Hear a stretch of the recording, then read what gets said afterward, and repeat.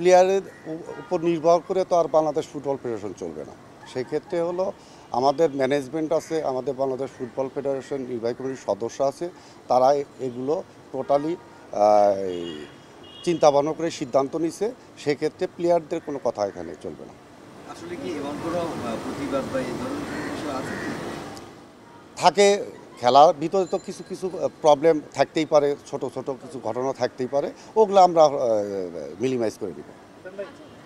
আপনি বলছেন যে আসলে প্লেয়ারদের এরকম বলি যে ফুটবলের প্লেয়াররা যদি আসলে মতামত না দেয় বা প্লেয়াররা যদি না খেলে তাহলে ফুটবল ফেডারেশনের কাছে না, টেকনিক্যালি প্লেয়ারের মতামতের বিষয়টা অন্য জায়গায়।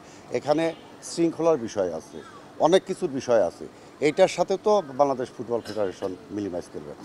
মানে যদি আমরা এইভাবে ধরি যে ঘটনায় এবং পিটার বাটলার সাবজয়ী দলের কোচ, আপনারা সেই ক্রাইটেরিয়া এবং তার যে প্লেইং ব্যাকগ্রাউন্ড সেটাকে আপনারা তার মেজারমেন্ট ধরে তাকে নিয়োগ সবচেয়ে যোগ্য এবং এখানে তাকে পরবর্তী সময় তার কন্ট্রাক্ট রিনিউ করার ক্ষেত্রেও এখানে প্লেয়ারদের মতামতটা আসলে খুব বেশি গ্রহণযোগ্য না। বিষয়টা কি এরকম?